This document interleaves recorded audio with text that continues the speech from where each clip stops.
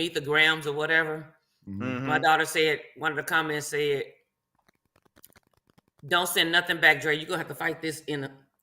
Yeah. I was like, Yeah. he was like, "It's over. You done lost. Just sit down. You just gonna have to fight him." That's so pitiful. And see, that's an interesting conversation too, though. Like about all entertainment. Are entertainers, are black people supposed to stick to the culture, or do they become a product of consumerism and entertainment? And you know what? That's what this battle is about. That relates back to performing, because we perform for the master, and it relates back to having black people perform. You know what I mean? And that's why I was sharing with somebody. I said, I want to see more diversity in the Super Bowl. I said, I enjoy the artists. I do. I say, but sometimes to me it feels like, oh, it's another entertainment for everybody else. You know what I mean? Us entertaining. We always like does that make sense what I'm saying? You know, Yeah, I get what point you're coming to. But but the thing for me is is like, as a black filmmaker, do I always have to make movies just for black people? Well, let's say no, but that's the issue with like hip hop and Drake. Like, people don't distinguish rap from hip hop, right? And then so you get a person like Drake who's a pop star rapper, but he's not connected to the culture. And I'm not mad at that. But is he not connected to the culture? Huh? I mean, does he just come from a different subculture of the culture? You know what I mean? I wouldn't even say like it's a difference. See, that's the thing when people say, so like hip hop is the culture, right? And look when we look at all our music and stuff. So I got a question for you. Well, let's do this before you ask that question. Go ahead. Let's bring the show in real quick. All right. It's about that time. Hey, good morning. Welcome to the Saturday morning indie industry shop talk. Presented by the Black Filmmakers Lounge. The Black Filmmakers Lounge, where independent filmmakers, world novelists, and professionals come together to gain insight and perspective through education, information, networking, and to discuss industry best practices that will advance the Black interdependent film community. I'm your host, Michael Melvin. Hey, what's up? My co-host, Tamara T.K. Henderson and Jacoby Simmons. And we doing what we do. Good morning, everybody.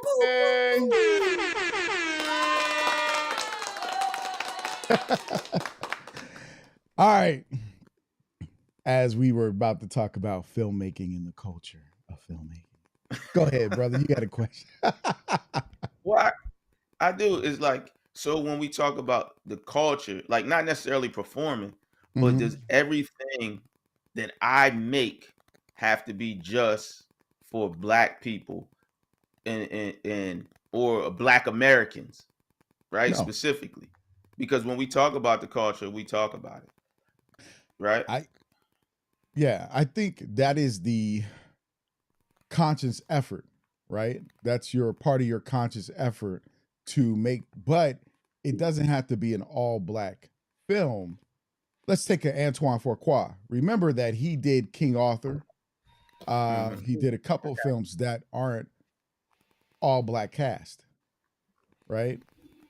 He's a filmmaker. Whatever story he deems to tell, he wants to tell. That's any storyteller. We're not locked into writing stories only about Black people because we're Black. We're storytellers. We're locked into writing and telling stories and filming stories that are about people. Absolutely. And people are all facets, come from other countries, all around the world. So the key is to make sure that we do our due diligence in researching, because even some Black filmmakers don't totally research or have a grip or grasp about certain things. Like, I'll just take a movie that I like, Jason's Lyric. I lived in Texas. Them guys had no Texas Southern Houston accent whatsoever. Not Tretch, not Jason, Alan Payne, not Jada Pinkett. You know, right? So like, you know, I've been around Southern people. I've been around people who live in D.C. I live around people in Maryland, people from New York. I'm not gonna have somebody.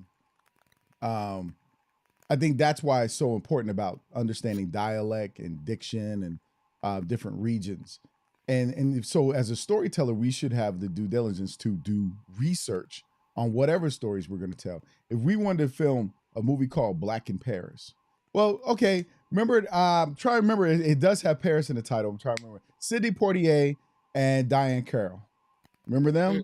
They were a couple. I think they're getting married and they went on a trip to Paris. Right? Again, that makes sense to learn the culture and history around that area. Now, we know that Sidney Poitier is from the Bahamas, right? Or Caribbean. We know Diane Carroll, I think she's a Black American, African American. But, and so that's where I think those things take shape, right? But should we do we force ourselves to say I can only make Black films? I think we make them because we see a deficit of good stories being told, but then some of us get trapped in telling the same generic stories. But but see, like even saying making a Black film, right, is nebulous in this day and age. Right? Okay. And it has a stigma to it when we say we make a Black film. Because most of the time we're talking about Black American. Right. Right? And then with all of those things, and like America is a melting pot of Blackness. And what I mean by that is, right, the diaspora. So when you go to the Caribbean, everybody knows that they're African. Right? But being Caribbean is centered to who they are culturally, not racially. Where does that, like, sometimes that becomes confusing when you say Black, because now when you look at like Nigerians, they don't want to identify as Black per se, but they're African. Okay, we're of African descent, right? And we say we're Black. So now when you say Black stories, that word or that category has gotten huge because of the diaspora and their identities to their own culture. And because we're in America are amalgamation of all those things, some of those stories we can identify with, but they're not necessarily African American stories all in one. Well, and I think that's the problem. We have to make sure they're people stories, right? There's differences in cultures, but there's not that much of a difference in people. Exactly. Like a love story is a love story. Everybody can connect to a love story. An action film is an action film. Everybody can connect to an action film. Even if you made an action film with that no one talked in and it was all action, everybody will relate to it. I think when we studied film, our professors was talking about the key is, can you make a silent film? Because a silent film is supposed to transcend everything, and that's the first films we had to do. Not say to tell, not say. But here's the thing. There are people, and it goes in any direction, right? There are white people who love The Notebook, right, but might not get Love Jones. And vice versa. Yeah, that's my point. That's but my there are thing. also white people who like Love Jones. Yeah, but with Love Jones isn't necessarily a pop. What are you gonna call it? It didn't grow. Classic. It's not as big. But but look at like The Bodyguard or The Bodyguard. Okay, I'll give you a movie. Black community. You remember the movie Deliver Us from Eva? That was originally a white movie. It was written for white actors. And you can see that it was. It just was rewritten to fit the Black format where the differences were in there. But that's the part of who we are. But generally, those could be, look at Still Magnolias. Well, wait, you're talking, Queen Latifah. This is a great part. This is a great thing, right? Those stories, and I want to hear TK as a writer too. Yeah, go ahead, TK. Like those stories are, when you talk about the similarities are broad, right? but those nuances are what make them a cult classic in each specific group, right? Right. When you say, like, when you talk about Love and Basketball, right? It's the nuances. You could have told that story with anyone, but the Mhm. nuances make it fit a culture. And so now, and that's what writers and storytellers have to understand. But as we talk about being black filmmakers, right? Now, since see, the world has gotten smaller, right? Because when we talked about black in the 60s, like, Africans could come here and identify as being black. All of these, all members of the diaspora identify with being black to an extent. Right. Until now, when you look at it, there's a large portion that don't identify with being black per se because of the stigma on it, or how they want to change, or all these other things, like this diaspora war between Caribbeans, Americans, and Africa. Like, it's foolishness, but people are having these conversations. But it has, only reason it has merit is because now the stigma on the word black as a grouping, or because when you say something is black, it has a powerful message behind Right. it to whoever hears that word. Mm-hmm. You know what I mean? And how people identify with the people who associate with that word. And so, like, when you speak to a Dominican, they understand their African ancestry, but they don't want to be identified with black, because that's specifically, most people identify that with American. Even though when you go to other countries with indigenous people, they consider black. Like in the is it Australia? It's either Australia or The New Zealand. Aborigines. Yeah, they're considered black, right? And Mhm. they specifically call themselves black. But is the connotation behind that definition the same? And I do think it is, but people are trying to move away from it, and they're using anything. That's why, like, you got these biracial folks until recently not calling themselves black, but we didn't identify that way. But we didn't identify ourselves as black or them as black. They've been called black by, white supremacy, but it's become a standard or a norm. 25%, right? Yeah, no, it was less than 25. It was 1/8. Oh, Yeah, Yeah. or that's crazy 1/16. because I'm sorry, it was that's one crazy sixteen. because look, according to my what a 23 and me, then I'm 22% white. So I identify as white because I'm over the 1/8. You know what I mean? That's Yeah. crazy. Don't get me to the loan applications. I'm gonna be like, well, my ancestry said I was white, so I get the better interest rate. It is what it is. What That's the difference between the truth, right? Mhm. And what people have idealized as the truth because somebody said it, right? Mm. You know what I mean? Because Yeah. like you said, if we talk about percentages and all this other stuff, it doesn't make sense. But That because doesn't it make was sense. easy, see, it was easier to do that stuff then. But let's get back to the stories. I was about to get in the historical thing. So now, when we start to tell those stories, there might be a Jamaican story, and there's nuances in that Jamaican love story that make it a classic for Jamaicans. I might watch it, but it might not be a classic to me. It might not be Right. memorable, right? Like, Well, I, I don't I know watched. because Did you people watch always Black remember Cake? Shadas. Did you watch Black Cake? No, I haven't seen Black Cake. Oh my goodness, But you everybody tripping? remembers Shadas. Like, Not and me. I that's don't a know what shot Jamaican. it is. Okay. So, like, and there's different things because you So you you is shot is identified. American Jamaican? No, it's about Jamaica. No, I mean, Um, it's about Jamaica. Okay. yeah, it's in Jamaica. But you know what was interesting? Like Belly. Like I heard that Belly, the Jamaica parts of Belly, wasn't even shot in Jamaica. Mm-hmm. They were in Shoot, they like New probably wasn't Jersey back or then. somewhere. Um, I can't remember exactly, but there was those scenes were in the United States. And but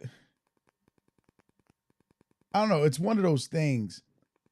I like a lot of foreign films. And that's probably just me. Maybe that's just me. Like I remember stuff that's foreign, but we also connect with a lot of British made films. Mm-hmm. They tend to tell better stories or better dialogue than American. They're not as cookie cutter, but they do talk a lot. you know, um, I think it varies, man. I think it's who's involved. But when I look at should we make something that's black? Yes. but it depends on what aspect of blackness do you want to um, show, or the story you want to tell. Like I've noticed the huge, and we talked about this, a huge influx of movies with people with autism. Like a whole slew of them coming out, shows, and they're about people dating who have autism, trying to get married. They're about a father rekindling relationship with his autistic son, and that he's not different than other kids, but the challenges of being a father with him to an autistic child. There's But we've had them, we just never called them autistic, right? We've right. had Sheldon. I mean, yeah, you had certain right? things, but now it's more pronounced. Now it's really out there, and you're building that character around it. Good morning, Thaddeus, by the way. So go ahead. Good morning. I was going to say, so in that storytelling, right? What is black filmmaking? That has been the age-old question for a long time. To me, okay. So to me, as a writer, I write stories. So when I write stories, the way I write is that I see it. If I cannot see it, I cannot write it. I tell my I can't see it. I can't see it. I can't write it if I can't see it. And when I see stories, and then the characters start coming. So, oh, these snails I'm looking at. Sorry. So all these these characters start coming. I have a movie about an 18-year-old white guy. I have a movie about a 37-year-old white guy. As a lead characters. I have a movie with black lead characters. I have a movie with a white female lead character. So when I tell the stories, I tell the stories. But the funny thing is, when you talk about what makes a black story, number one, I'm black and I'm making a story. So that, to me, it's a black story. It's coming from a black person. If you have to get into the definition, I am a black person making a story. So whether it's a white lead character or a black lead character, Chinese, age, it don't matter. Like, I was the black person making the character. And the thing is, everything is relatable.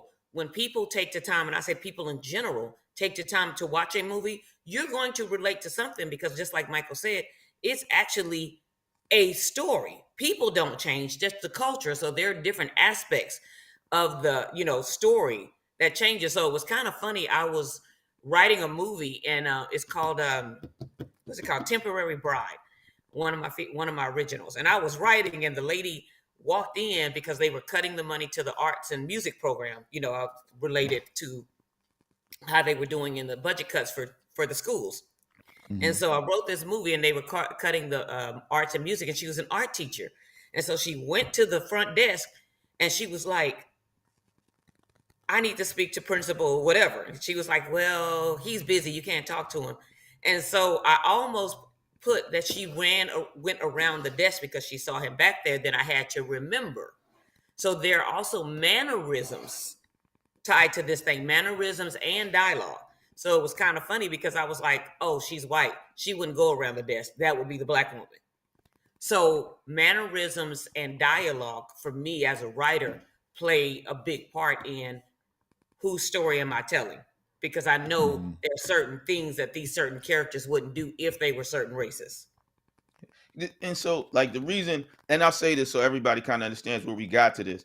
We were talking about the Drake-Kendrick beef and how people are talking about Drake is an entertainer and pop star, and Kendrick Lamar is an icon to the culture, right? When we talk about rap music, and filmmaking is a little different, but still, as a black filmmaker, where do I fit? And do I become just like a quote unquote pop star and make these movies that are cultureless per se? Or do I stick to making movies that are tell stories about the culture? Because when you say black culture, a lot of times people lower it to its criminal form or its poorest part of what black culture is. Poorest representation of, yeah. Yeah. But I would say, even though we have millionaires and all these things in between. But that's what we've talked about, right? And because I would say you can liken Kendrick Lamar and Drake to what people were saying the beef between Spike Lee and Tyler Perry at one time, Mm-hmm. right? But both of them were aiming at the black culture. It was that their particular subcultures that they Mhm. tailored their movies to, right? But Because here, there's a lot of black women who, for a long period of time, supported Tyler Perry on a huge level. yeah, but see, here's the thing: support. And when we talk about those movies, the issue with people with Tyler Perry's movies is its representation of black people most of the time, right? And so, is he selling out the culture to make money? And that's the question that you have as a black filmmaker, or are you being true to or like to the Is he culture telling because the I am making stories? money and bringing black people along, But right? here's the Even though we're thing: giving is he a quote telling the unquote, stories they want to read? They read books about the same stories that we hear or we see on social media when it's posted. Like if one of us made a movie about a guy who spent his whole time lying to his wife, and she found out he was a liar, he was a cheater, he was all these things, and she got on social media and posted about it and made 200 postings and became known. Like it happens. That's where, like, I'm a Law and Order person. Most Law and Order stories come from the newspaper. Oh, They yeah, come from absolutely. actual stuff that happened. Absolutely. So, like, you'd be like, I know what that's from. And so it, it's always that age old conversation. Life imitates art, as art to imitate life. But I think it's the in between. It's a double edged sword. Because there are drug dealers, and you got a slew of movies and shows about drug dealing during the time period. There are people who cheat. You got a slew of relationships. You got reality shows now. You have all these things, but they don't. They wouldn't do as well if we didn't watch them, right? But everybody's going to watch them because I'm not going to say everybody, but there's enough people that watch them to get the views, to get people checking it out, and so um, it's kind of like, hey,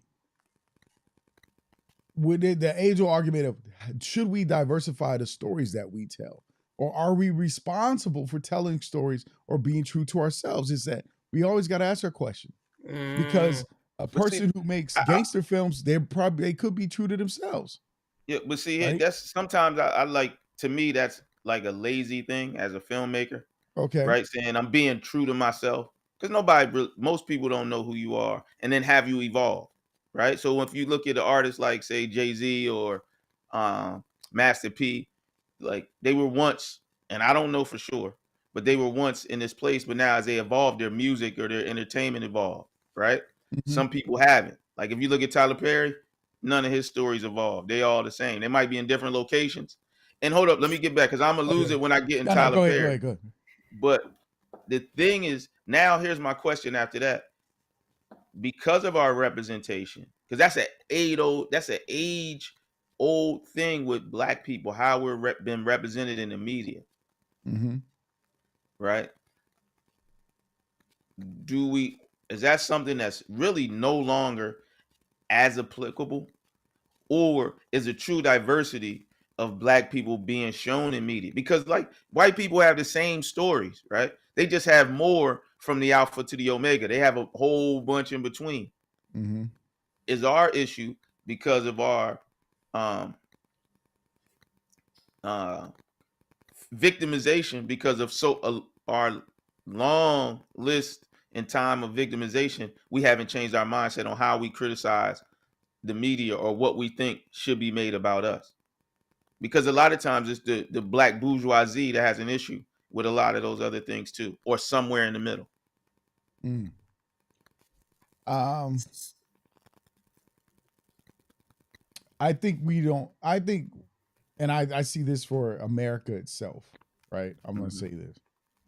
I think we, as living in America, you mimic you're only on one side of a spectrum. You're either further left or further right. You're never balanced in the middle. And for Black Americans, the middle balance seems to always be missing, or one side says, I don't identify with this side, so I don't want to see that no more. And shows get cut, things get cut, or they're not as viable. And then we go, that's not all of us. And that's why I'm always bothered by the need of constant being people, even filmmakers being overly critical when it's not necessary. Like it's more of tell us what you like. I understand, but then people are like, well, we need to criticize because how do people get better? If you don't make films, how you gonna make somebody better? Like you ain't never made a movie, you know, you're just criticizing because you don't know what it takes. Go ahead, But TK. Oh. go ahead. I'm sorry. Yeah, go ahead, TK. No, I just said, baby, I was agreeing with you. No, you go ahead. I'll go after you finish. But I'm just saying, bottom line, we're constantly our own double-edged sword. That's all I'm really saying. Because it's like we criticize ourselves, but then we need something better. But then we criticize the better. But then we get we subscribe to the worst, and then it's like constant back and forth. So I think that sometimes it just got to be, hey, make the film, and it's that Bull Durham, if you build it, they will come type of mentality. That's it. Go ahead, TK. No, and I totally agree. I totally agree because the thing is, like you're talking about the first example I had when you were talking about being true to self, and I thought about Taylor Swift. Taylor Swift then wrote all about her breakups, and she is the top artist. You know, she's one of the top major artists because she was true to herself, and she's just telling what she want to sing. She wants singing what she want to sing about a breakup. She's singing about a breakup. Everybody love it. So, like you just said, it's kind of funny. If you build it, they will come. It's like either you like my stuff or you don't. But I think in times when you talk about diversify, there are things that we are diversifying to make our movies great because there will be things we implement. Like Michael, you know how you always talk about implementing like financial aspects or financial literacy, or you know what I'm saying. So when we're true to what we've been given, we do add stuff. You know, a lot of times when you watch a movie, you're like, oh, they talked about this, and they'll have little gems in there. You know what I mean? To actually diversify. But the other thing I was thinking about, Jacoby, when you were talking about how, you know, people are going to, well, you're not this or you're not this enough. And someone put it in the Truth Factory, talked about Spike Lee for criticizing Matty Rich, who made Straight Outta Brooklyn because he didn't go to school for film production. I didn't go to school for film production either. So Spike Lee put me on your list. But what I'm saying is, it's kind of funny how in relating to that, it's kind of funny how everybody talked about Kim Kardashian. And so then Kim Kardashian decides to go to law school so she can get the educated to help others. She got talked about it for that. It's like, well, damn, I get talked about if I do this. I get talked about if I do. They gonna talk about you regardless. So you really, if you turn into a people, there's a limit of being a people pleaser in this business. There is a limit of being a people pleaser. It's a thin line to being true to self and being a people pleaser because we are filmmakers, so we are writing for an audience. But at the same time, I didn't seek the audience information when God gave me these stories and I wrote these 15 original features I have. But when I put them out there, and, you know, and I give them to so many people to read to get the feedback, then I can enhance the story and add little things in as I do it. But the story itself, I didn't go I didn't take a poll. I don't see any polls from any filmmaker saying, you know, maybe every now and then, what type of movies would you like to see made? You know what I mean? But we're so diversified. If you look at the storytelling we already have, think about Uncorked. That movie, it had two actresses that we knew. Two. The other guy, the main guy, played Grandmaster Flash in what's the HBO show they canceled that got real crazy, but was really good. I know which one you're talking about. It was really good the first season. I loved it. The second season, about the beginning of hip hop. No, that was HBO. That was Netflix. You're talking about the boys, because Jaden Smith was in there. Yeah. That was the Get Down. The Get Down. So think of, you know, he played Grandmaster Flash in the Get Down. So he was one of the pop-up characters, and he played the lead role in Uncorked. And that movie, when that showed, you know, that showed, like you said, the diversity, because it had the Memphis barbecue, the Memphis rap, you know, hip hop scene and all that stuff. And then turned around and he wants to be a winemaker. So they're showing us him going through this journey of being not a winemaker. What was it called? Was it curator. Was it a Yeah, No, but it's Sommelier. sommelier. sommelier? Thank you. Look, thank you. See, we didn't even know the terms because I learned them on the movie. But that showed that. But whoever told that story, they were like, I want to tell a story about Memphis, the culture of Memphis, and this guy wanting something different, which was the wine, being a wine sommelier. So that was the that diversity right there, and it was #1 on Netflix, and it had two people we knew in supporting roles, and everybody loved that movie. So it's like like, but did we see Patrice Penny go, what's his name, patient, is it Patrice Penny, that's his name, right? Patrice Penny, did we see him go and make a poll saying, does anybody want to see a movie about wine and black people? No, He I made think his story and everybody fell in love with it. that that's the problem we get caught up in, is trying to, as an artist or creative, our job is not to people please. Our job is to create. The people will come. It's like, that's my problem with the criticism. You Hmm. can criticize as much you want. I'm doing my due diligence to do what I'm creative about. Now we can talk about styles or different. The whole point is, you got one painter over here who does this, another painter over there. It doesn't stop either one from making $1 million painting or a $15 painting. But if the people like it enough, they invest in it. If the people don't, then they see the weakness. It's like, sometimes we see paintings, and I on my personal page I put up some paintings, and I said, what would you pay for this? And there were different prices, but I can tell you one of those paintings was very expensive. And it looked like a kid could do it. It's what your audience likes. And that's why I say I don't care about trophies and things like that. I care about my audience. Do they like what I put out there? But I don't, but here's why I don't care about my audience. And this is the thing. I'm telling the story I want to tell. There's got to be an audience for it. It may be 10 people, it may be 10,000 people, it may be 100,000 people, it might be 1 million people. But the people who appreciate my story will appreciate it. There are so many movies that got released in theaters that did horribly, didn't make any money. They turned around, got on TV or VHS, and they became cult classics. Monster Squad, like, people were now following it and having anniversaries for it. So we get wrapped up in opinions. As an artist, it doesn't matter what their opinion is. I think we get wrapped up in complaining. See, I think the word you chose to use was criticize. And there's a difference between criticizing and complaining, right? And so, in being a filmmaker and understanding where I come from and who I am, I have to make what I enjoy making.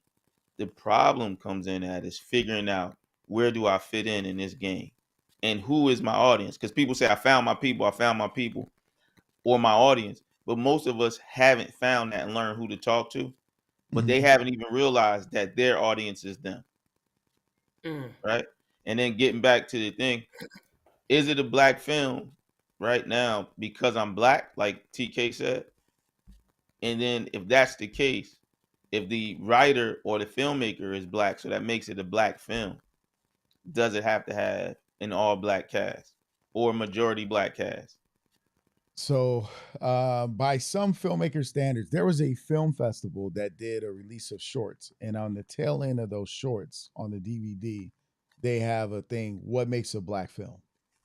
And the different opinions was, one opinion was, it's black because the main character is black, and then somebody's like, well, if a white person wrote it, is it black because a white person is writing the black experience, but is it really true? Because do you understand it? Then they said, well, then it's something that's produced by a black producer, that directed by a black filmmaker, and there's black actors in it. So it's like you can never find a solid answer, because, to be honest, what defines us is black. And that's the thing I was getting to, right? Mhm. Because that's the point I was getting to. And then being able to embrace instead of separate, right? Now, as we figure out who we are, what we want to subscribe to, now there's other films, if we're saying we're black, right? There's other aspects of it that are similar instead of us dividing. Because a lot of times, like you can go to Puerto Rico and go to Louisa, Mm-hmm. and you go to Puerto Rico and you go to Louisa, and all of them look like us. Now, their stories may be similar with a little bit of Spanish influence, right? And difference in language. But like you said, the stories are very similar. Not just meaning the stories, but the things that have happened. How we've had cousins that left and made it, how we all struggled together, how we Mm-hmm. got the aunties that sit and talk about us. You know, aunties always gossip about everybody. But that's a universal thing. And then there's a lot of universal things in the black community that I think sometimes it's troubling for me because there's more that binds us together as members of the African diaspora, especially when you talk about, except for a lot of those in other countries like um, Caribbean. The Caribbeans or the Africans don't deal with racism as much until they get here, Right. right? So they see the world differently. Mm-hmm. You know what I mean? Like, Yeah, I didn't deal with racism until I moved to the United States.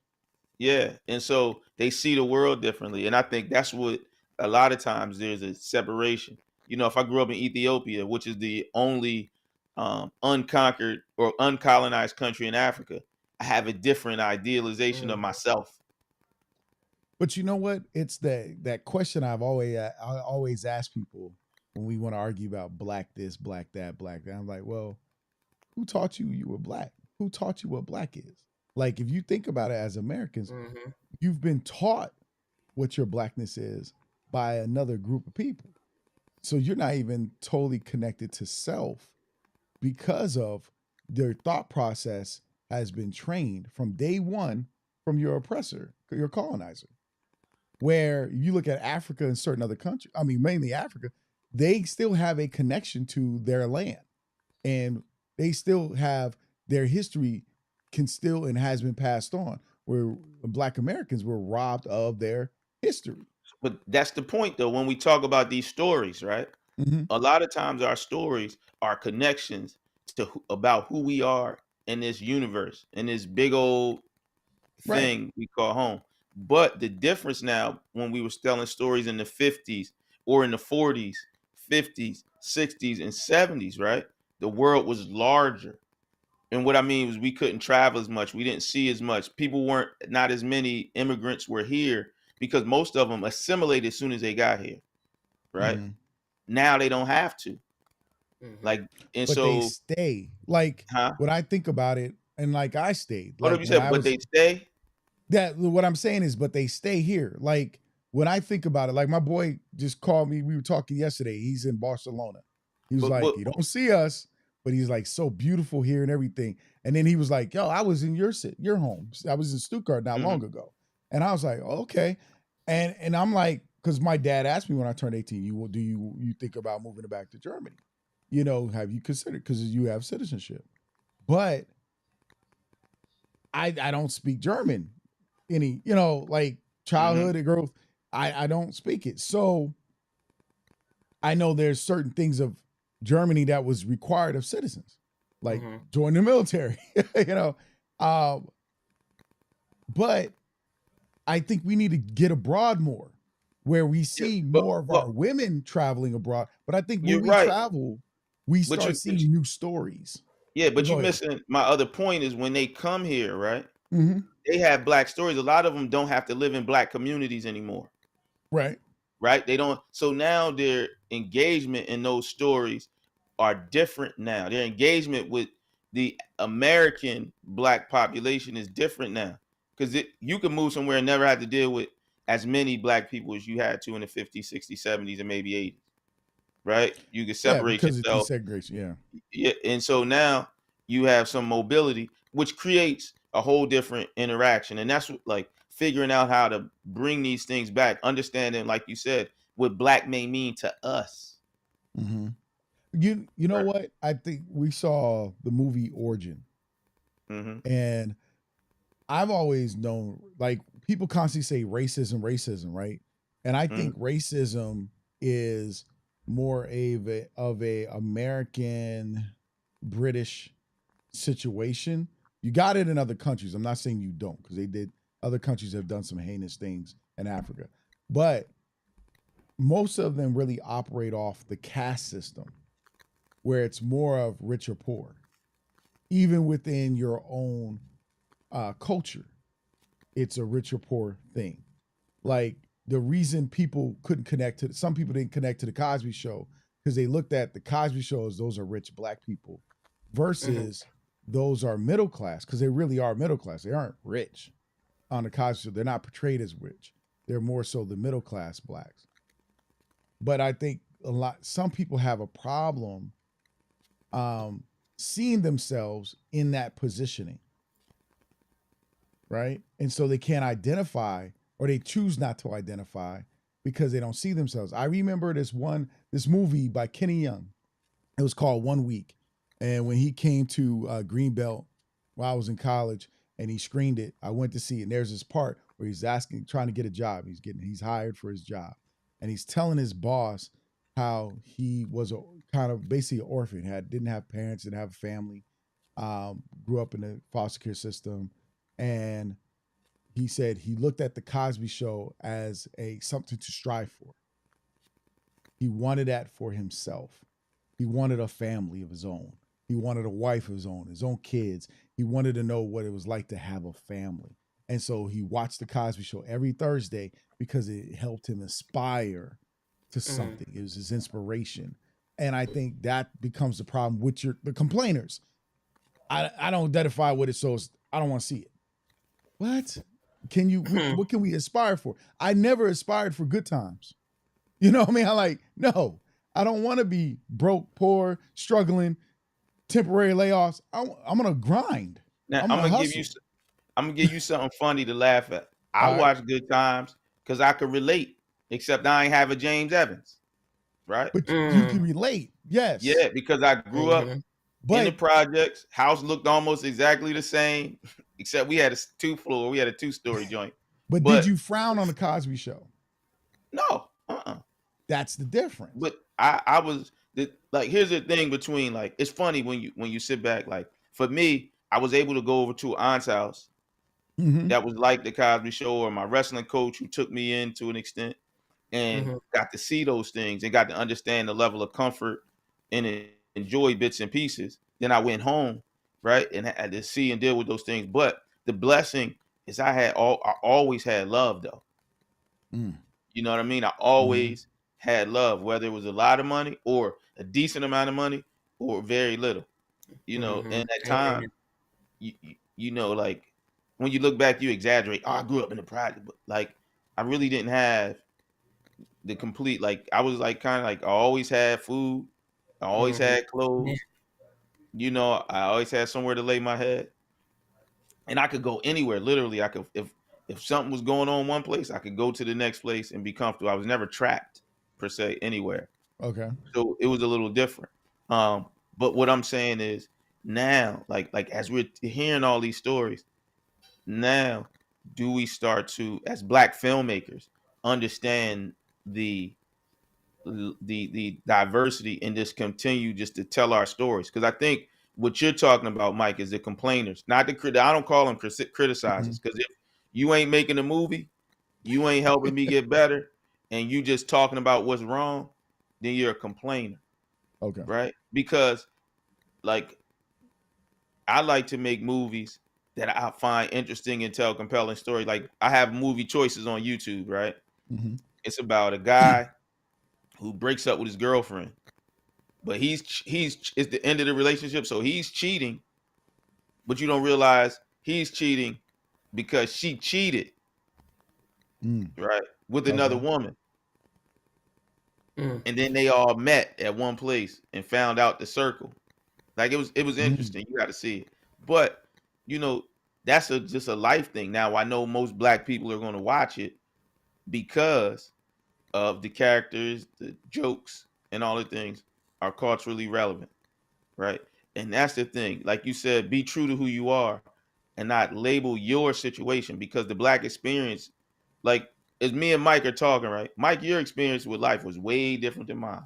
Way different. And mine, yep. Right? But it's a Black experience. right?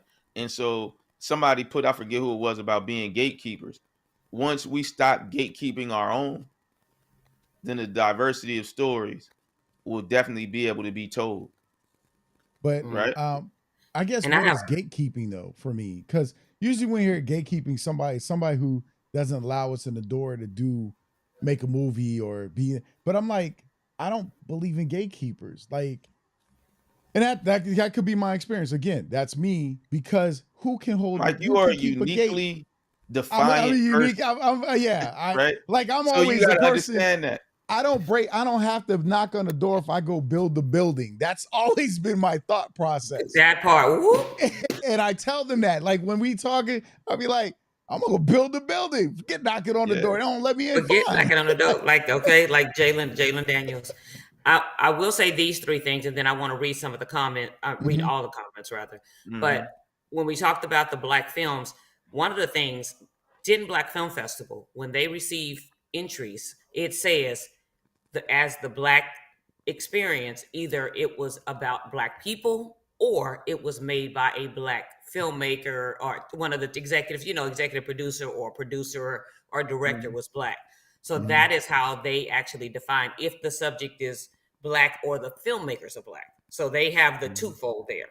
The other thing is when we talk about black films, you come into Steven Spielberg with The Color of Purple. Mm. Hmm. You see what I'm saying? Then you also come to what was the second example I had? I had another example, but the third example is Catherine Bigelow. So Detroit was a black film made by a white filmmaker. Mhm.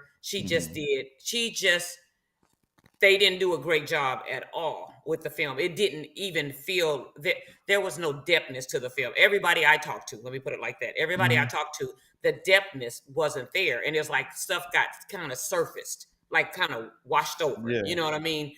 And if you guys seen it, but yeah, but when you think of Steven Spielberg making Color Purple and you like Color Purple is a cult classic. We felt Color Purple. However, he was able to bring the staff on or Hmm. however he was able, because it was stories. If those characters was right, it still could have been The Color of Purple as white people living in a rural area where the man married it's a story. It But was Hmm. but if you think about, so that was a good example though. When you think about The Color Purple, Steven Spielberg's known for doing research, that part. and that's That where part. that is my criticism of a lot of independent black filmmakers: Oh, the lack of desire to do research. Woman King. That was my Mhm. other one. Woman King. Woman King, we actually felt so kind of funny because Steven Spielberg did the research, and I'm pretty sure Catherine Bigelow did their research to make Detroit. But Steven Spielberg and the people with Woman King, they were all able to tap into the emotional side like Catherine Bigelow couldn't. When But you they, watch those movies, there is no emotional connection. It feels like at all with Catherine Bigelow in Detroit versus Woman King and Color Purple. Those are just a few examples. So it's just interesting, because the question is one of those questions that everybody's going to always uh-oh, have an answer to. And I want to read you're freezing up on me, DK. from our perspectives. Perspective is influenced by culture, like you said, Jacoby and Michael, your surroundings, and that's what creates whether it's diversified, how it's diversified. Hmm. Mark Rule Media shot us was way bigger movie than the number show because the DVD bigger bootleggers ripped it off. I'm gonna have to pull that up because I never heard of that movie. Daddy, as Dr. Jones said, depends on I who think it's you on are as Amazon. an artist and what you want. The Truth Factory. Spike Lee used to go out of his way to criticize more filmmakers than just Tyler Perry. He criticized Matty Rich, who made Straight Out of Brooklyn because he didn't go to film school. He didn't go to school for film production. I don't think you should be gatekeepers against your own people. Quick on me. Well, hold on. And the gate people thing is subjective, like you said, because some people think that you're just going to give them the game. M. Legend Brown used to talk about how he used to go to the library and read all these books. Mm-hmm. And so when he would tell other filmmakers who wanted to, call him for advice, he would say, "Go read X, Y, Z, and C," and they would say, "Well, why can't you just tell me?" So some people definition of film of gatekeeping, and then some people being able, because I'm telling you, everybody I know, I can call so many people on my phone. I even talked to freaking Antoine Fisher one day on Facebook, and we Mm-hmm. were just chopping it up about film, and he was when I was the first, that's when Facebook you can actually message all these different people. I was talking to Tracy Edmonds. I was talking to Tracy Edmonds, and they were just so. It's so many people that are willing to give you information, Mm-hmm. but also sometimes we think the only information, just because I haven't made a box office hit doesn't mean I'm not knowledgeable, or that we're Jacoby or Michael are not knowledgeable on filmmaking aspects because we don't have box office hits. So sometimes I think we're always shooting for the top to try to get the big people. But there are so many people that have not made it to that level that have the same, a lot of the same knowledge. You know You what's might not, you might not have the box off. I may not. So let me put it like this: I may not have the experience of having a box office hit yet, but the fact that I can give you the information on the level you need it, because you're not ready for box office hit level information. You don't even have the foundation in step one, much less trying to be at step 20. That's a word. That's my gym, right? Ooh, that's a good gym. but you know what? I, So, I want to say to the box office hit mentality thing. I think most of us try to go to the top because we think they've achieved it. And in filmmaking and in certain arts, achieving it is a rarity and also a part of business. And I'll break it down as simple as that. If I have 10,000 people buy a DVD, and this person over here, and I'm independent, by the way, like 10,000 people buy my DVD independently, and this person has 2 million people buy it, but they're attached to a studio. The person selling 10, and I would have a little bit more experience because I'm actually the studio, the business, the other aspects, right? Where this person hands it off and the studio handles the business, that this person handles the business, and they get a check for the work they've done. And it's that may be some of their not everybody, but some of their limitations. Because truth be told, it's like the music industry. Everybody thinks you're going to be on the level of a Drake or Prince or Michael, and that's not reality. Because in actuality, if you really look at the music, most of those people make what the average person makes. It's a job. It's a normal 9 to 5 job, and they actually sometimes got to work even harder at pushing their stuff because they sign these contracts that they don't get paid a whole lot from. They got to do concerts. They got, you got these 360 deals. It's all these things that people aren't trying to learn about to understand so they don't get taken.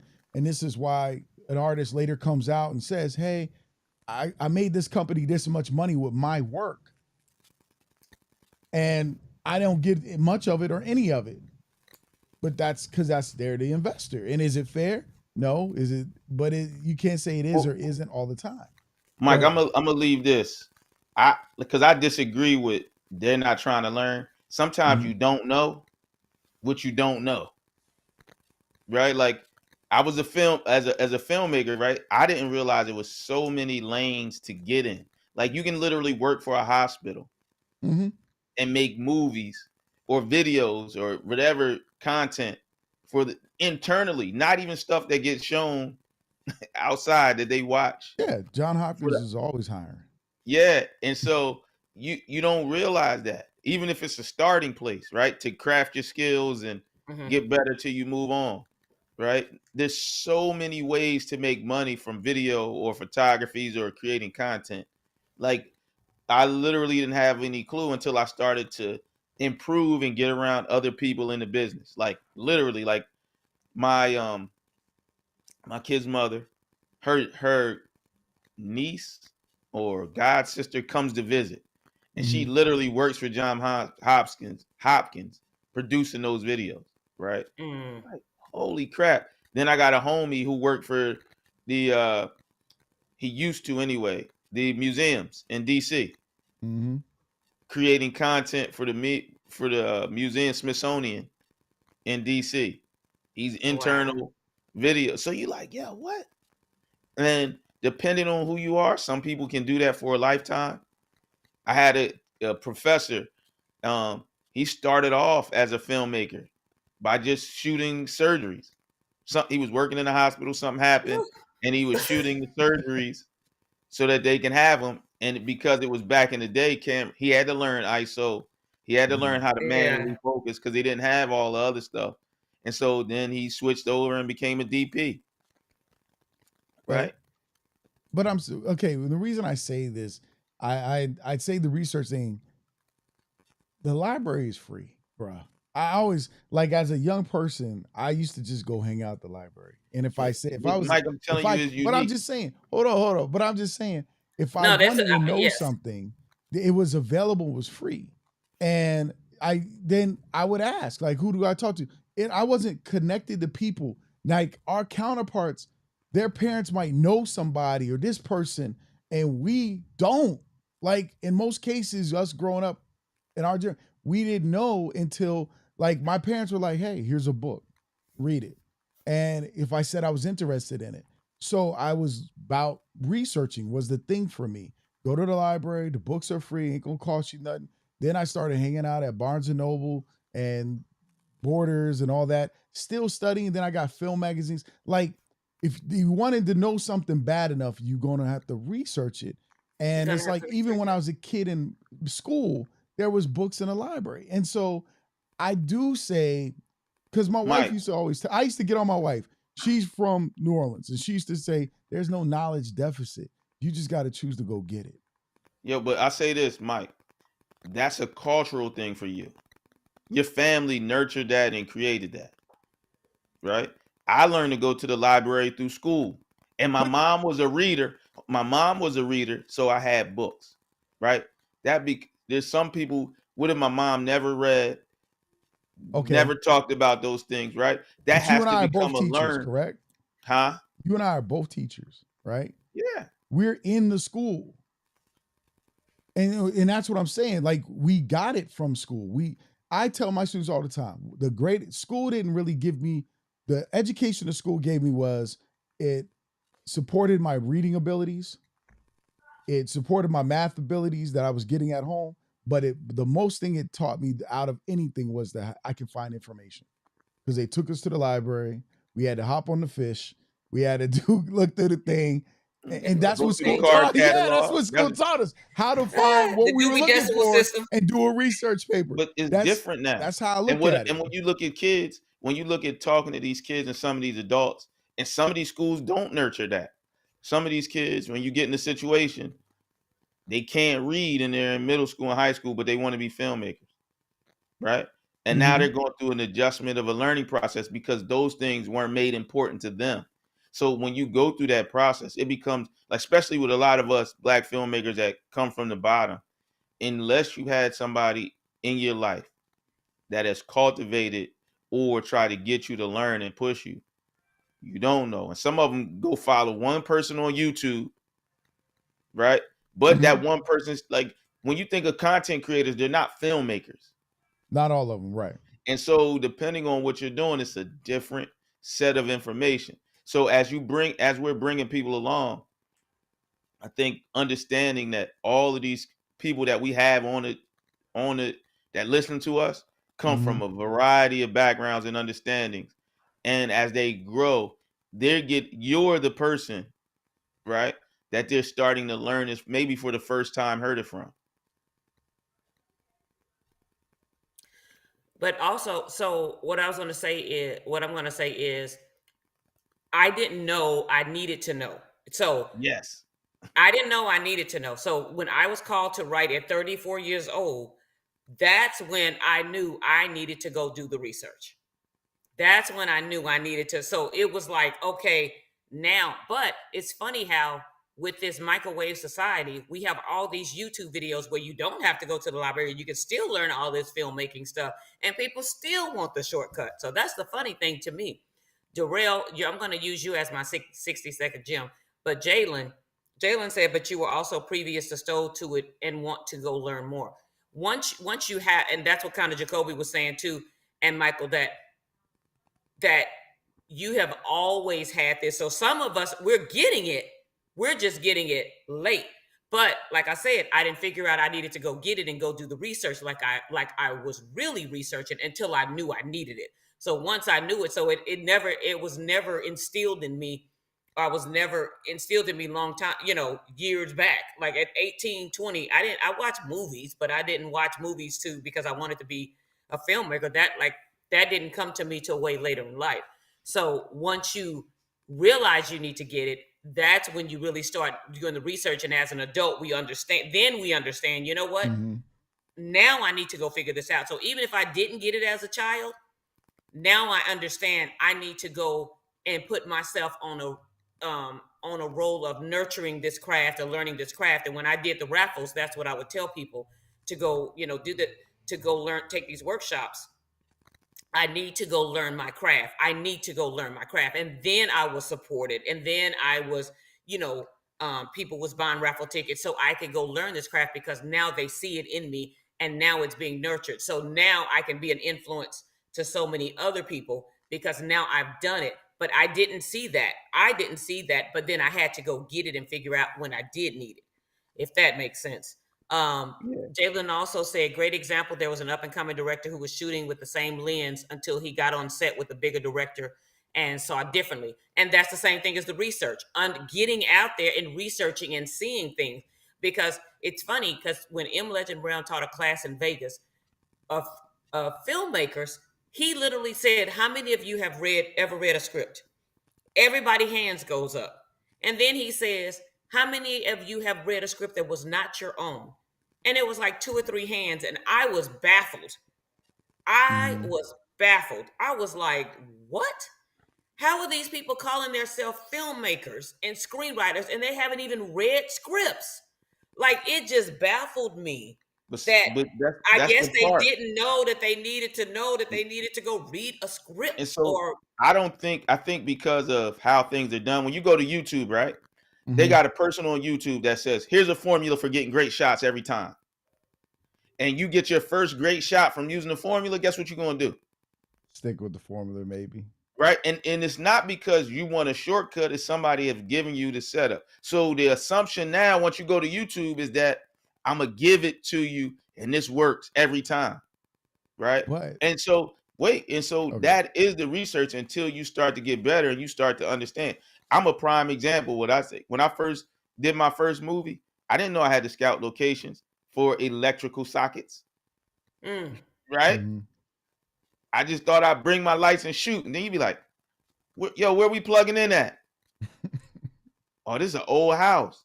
No, I get that part. Like, you don't know everything you don't know. But what I'm saying is, I guess, because I didn't get my first camera until this is what I understand. Until college. And I apologize for cutting you off. What you're saying is people need to have a legitimate curiosity about the thing they're getting into to understand how to make themselves better or how it works. What I was told, and this is me, because I didn't get into the film side of things until going to Bowie. Well, no, when I was going into college. I wanted to be in communications, make films, or be in the music industry, whatever, right?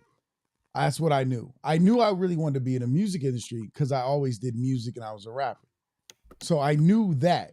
And the thing was said, if you want it bad enough, you're going to learn about it. I never heard that before. That's what I was told. If you want it bad enough, you'll learn about it. You don't just do it. And they counted it to sports. They said, listen, somebody who wants to be a good football player is going to learn football. They're going to understand every play. They're going to know what it means and what the terms are. They're going to know how to go up and down, and they're going to practice every day.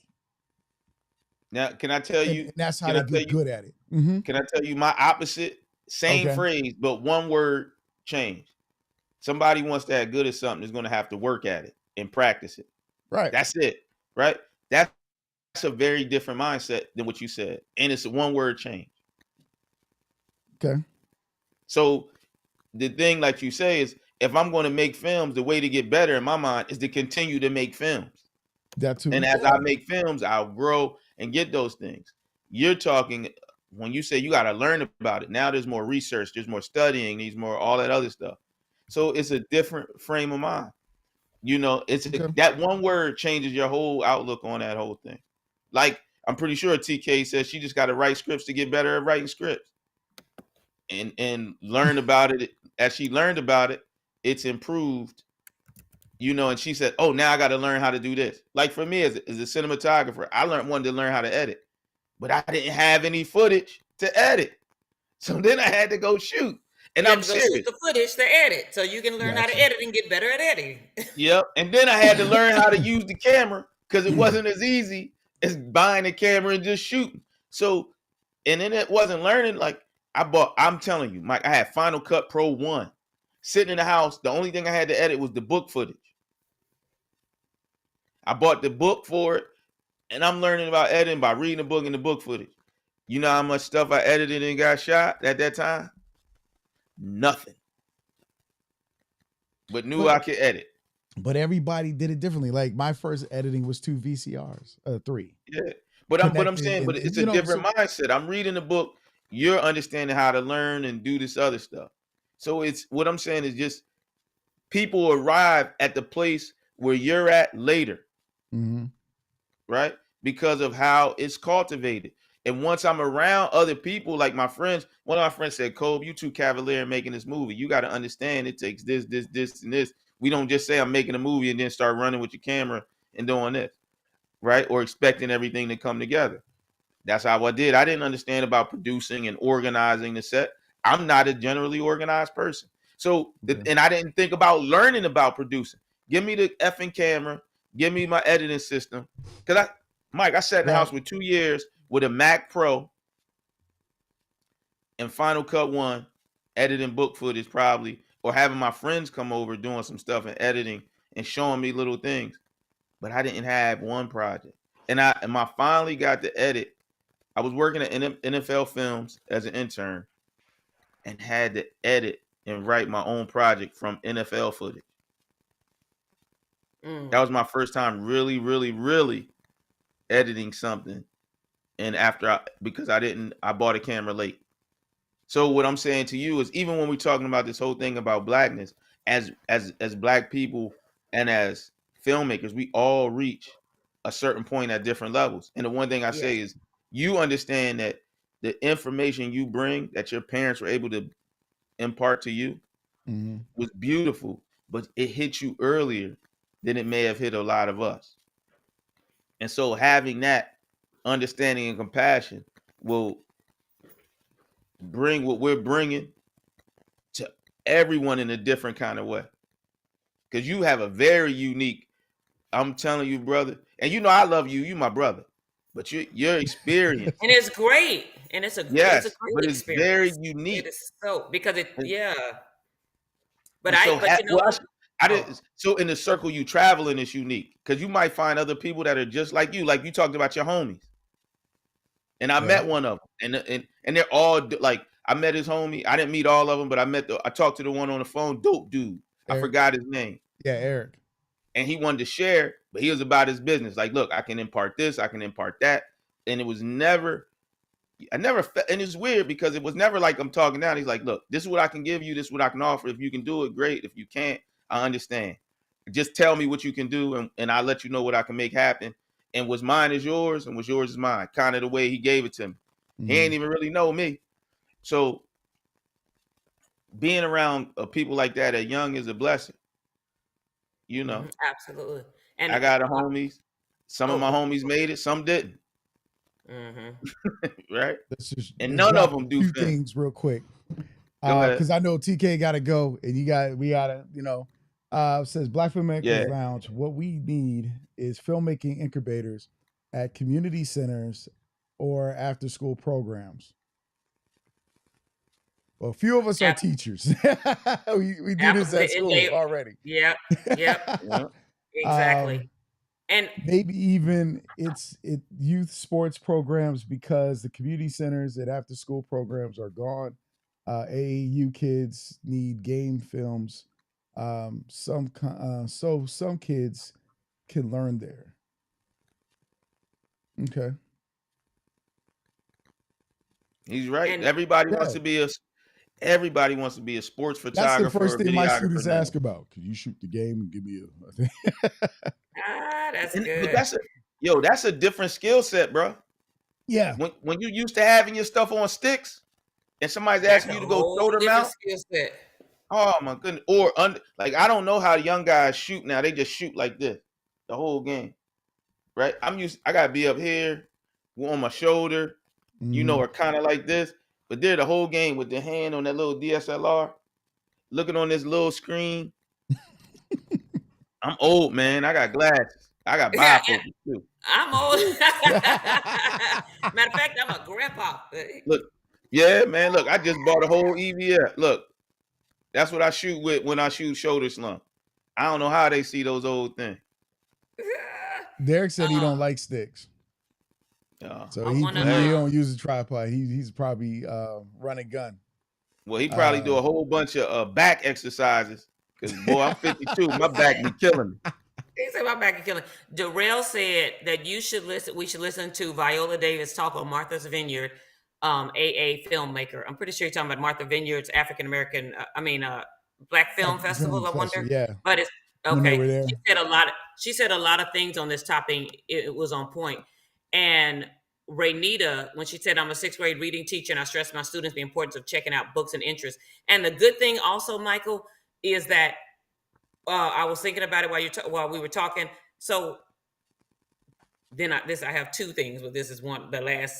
I'm counting mine down. So I've done my daughter like your parents did you. So my daughter wanted to act at 6. So we started acting at 6. My daughter wanted to take guitar. She wanted to go to the Austin Girls Rock Camp. She went to Austin Film Festivals.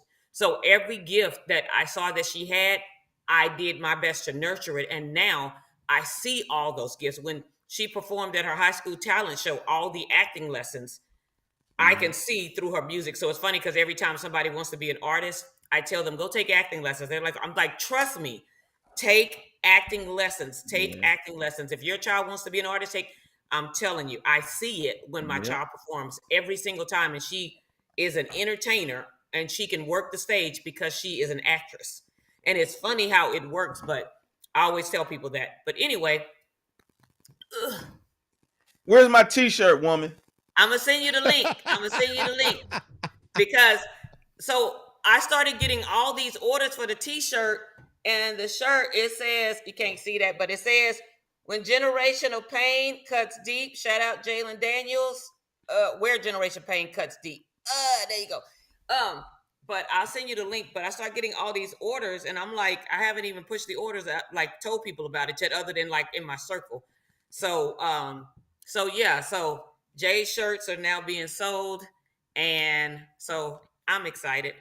There you go. I'm excited. I'm surprised I didn't cry when I tried it on. I'm like, it has been a waiting journey, but God has been speaking, and I'm excited about the journey because your girl is